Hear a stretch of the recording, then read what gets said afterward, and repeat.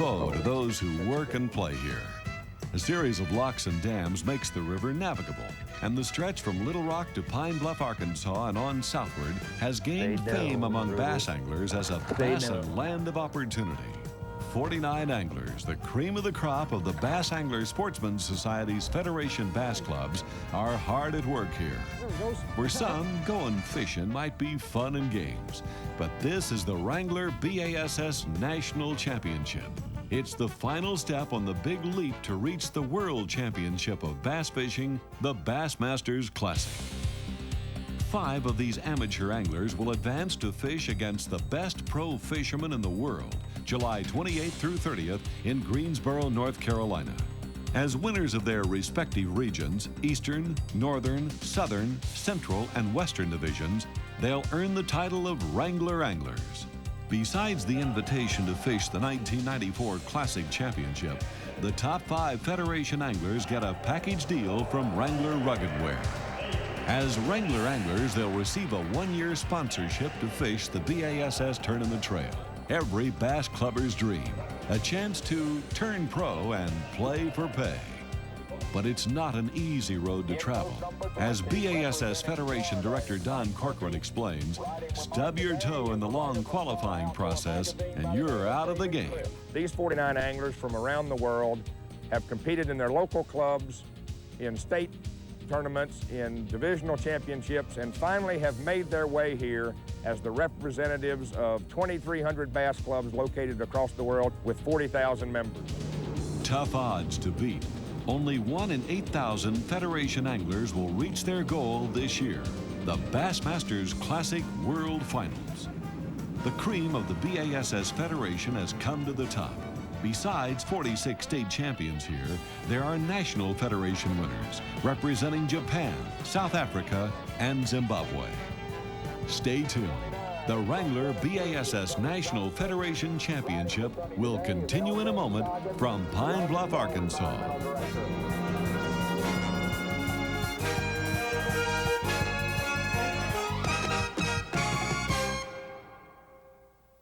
Wrangler BASS National Championship. It's a long road to Pine Bluff, Arkansas for the 49 qualifiers at the 1994 Bassmaster Federation Finals.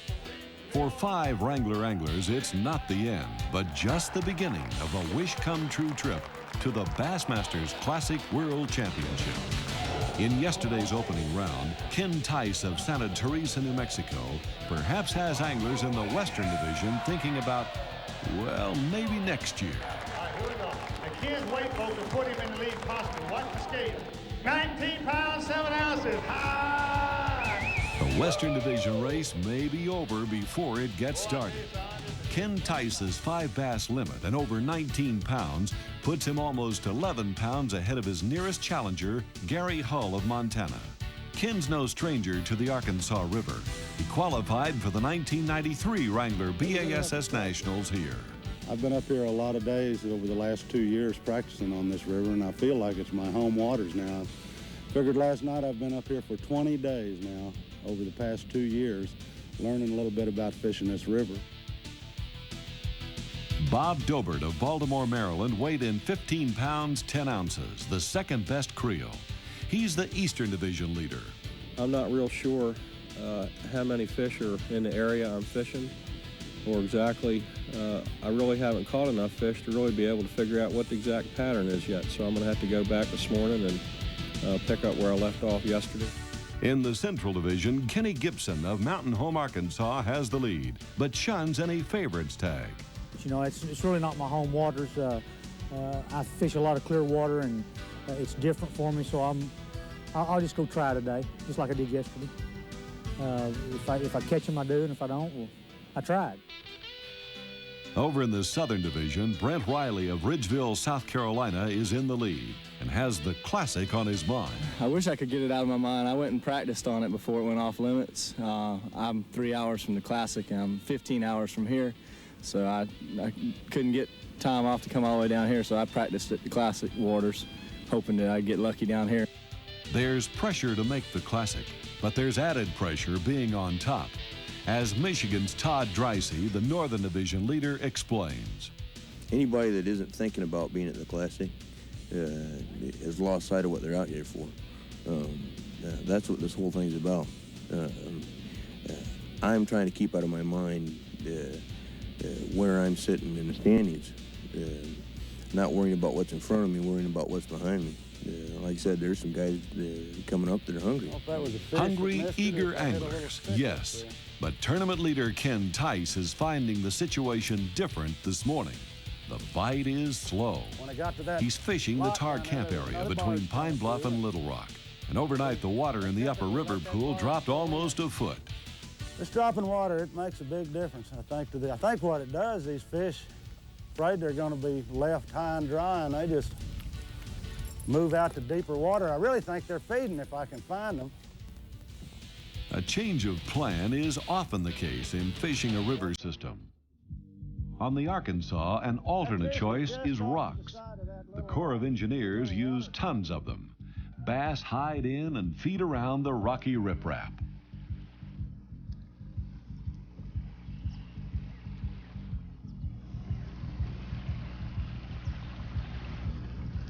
I'm coming around the boat.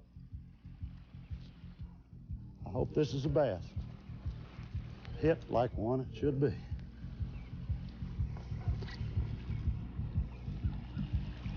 Now, I learned this from one of your TV shows. David Fritz, as I recall, is real good at this sort of thing.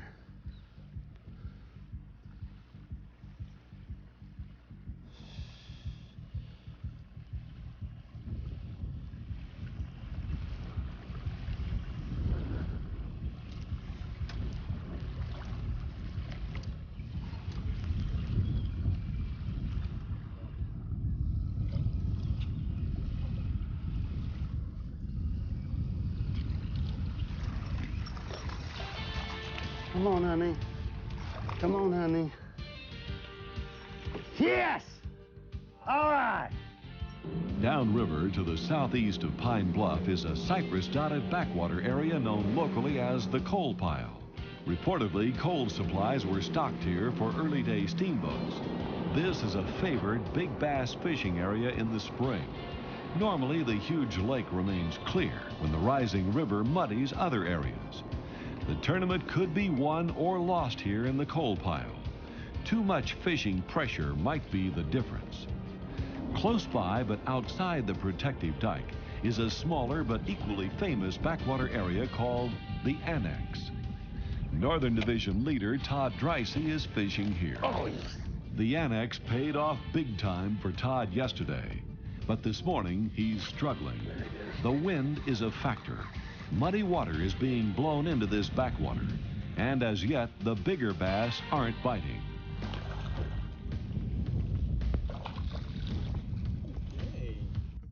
Bob Dobert, the leader in the experience-loaded Eastern Division, boated a nice fish right off the bat this morning. However, his pattern isn't producing many bites. Jerry Eusta of Zimbabwe is a long way from familiar waters in his native Africa. But the Central Division contender has found his way into the coal pile backwaters. An International Federation member, obviously he faces even bigger odds to win and qualify for the Classic. But Jerry's making a bloody go of it.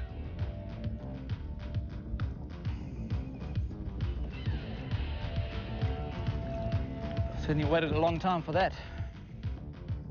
What I've been doing is fishing these green cypress trees, just with a jerkbait. It's a pretty difficult lure to throw. The fish are quite spooky, so you have to cast from a long way off. And this thing's quite flighty, so half the time you're spending either casting 2-3 meters from the tree, you won't get a bite. And what's happening with tournament leader Ken Tice? Well, he's hooked up with another heavyweight largemouth. Ken may get dizzy going around in circles before this bass gives up.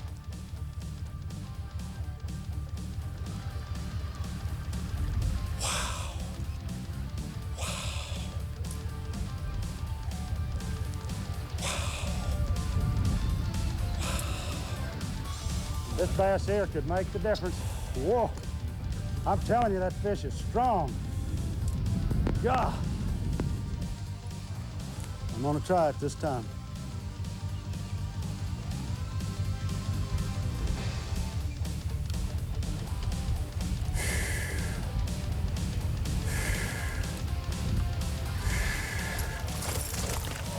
What can we say, Ken?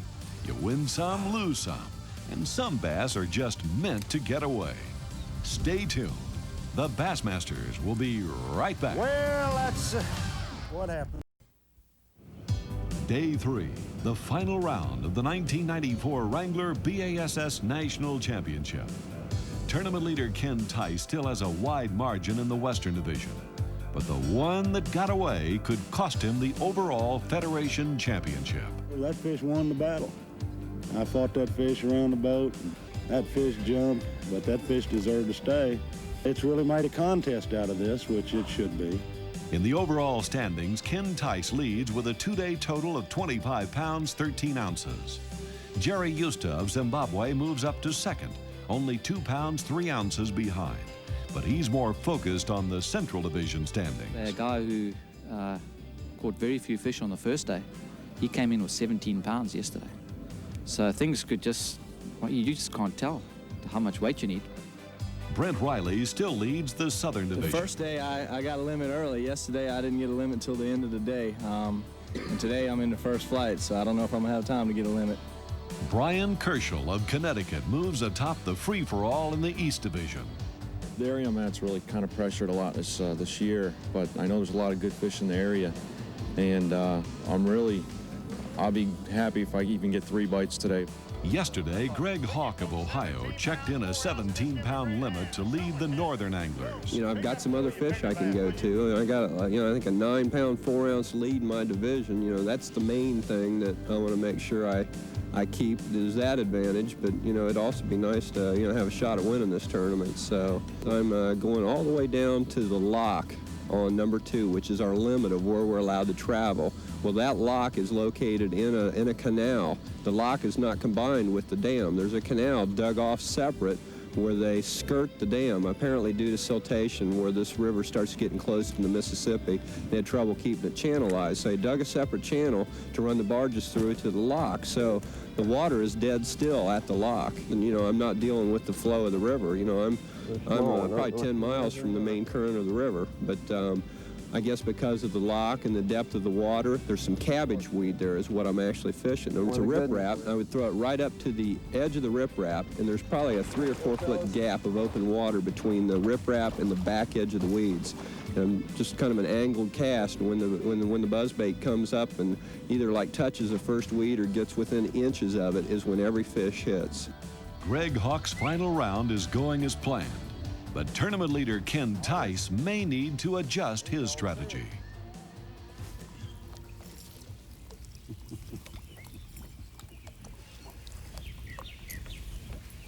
I think that's Murphy's Law. Jerry Eusta changed his approach in the coal pile. There's also fish on this, on this sort of point here and that point there. They could just come from anywhere.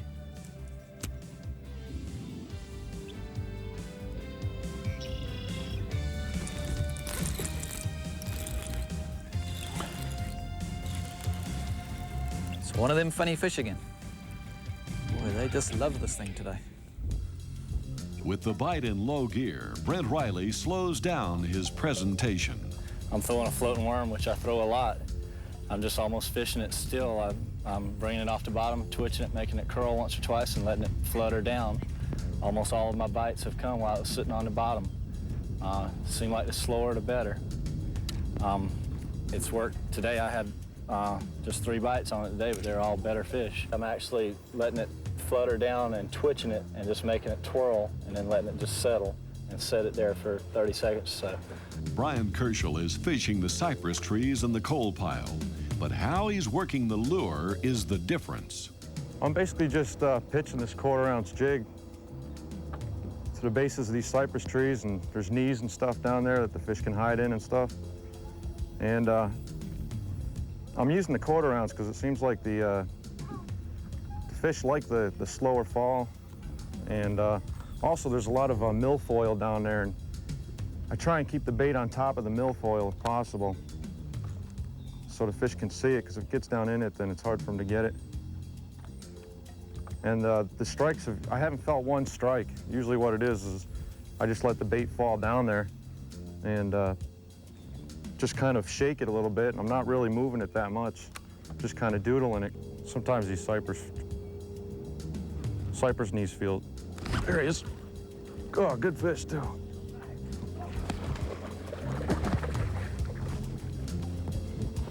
It's about time. It's been a long time between bites, I'll tell you. Greg Hawk is working on another 5 bass limit. Another keeper. They shrunk, but they'll keep. Brian's not about to panic. He's working his slow jiggling jig for all it's worth. Good fish.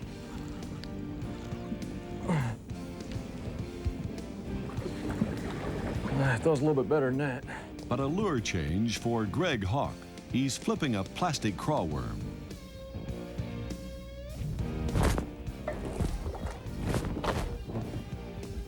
Maybe that's the trick to him. Brian Kerschel's got another one. That's the first one I lost.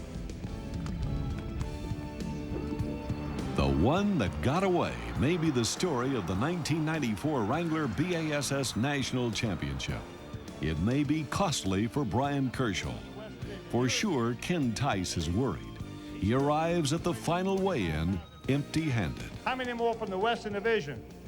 0. That means you're going to the Classic, man. That's great, I've never seen a guy win with no fish.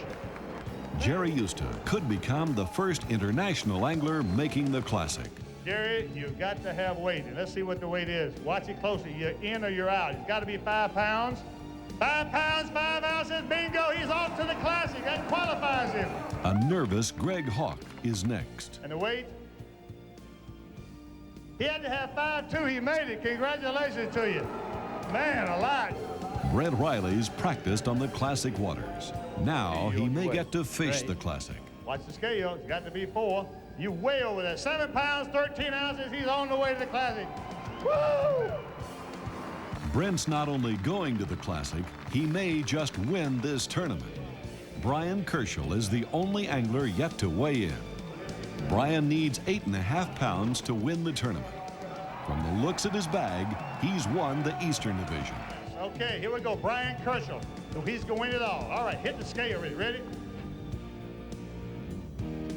8:15, bingo! 8:15. Woo!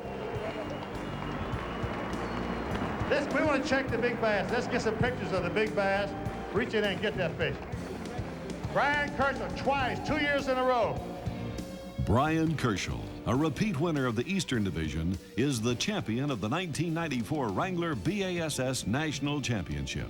He beat the odds. Brian's a 1 in 40,000 winner. Sometimes these Cypress knees feel. There he is.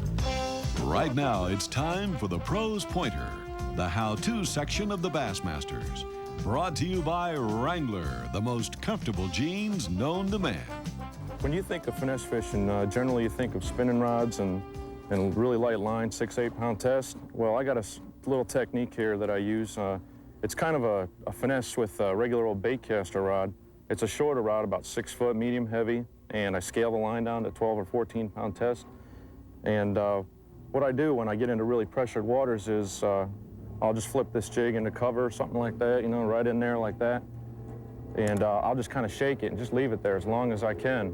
And I'm also using a 1/4 ounce jig with a number 11 pork, which really, it settles down real slow and easy, and the fish can see it and can look at it, and you just got to tempt them until they take.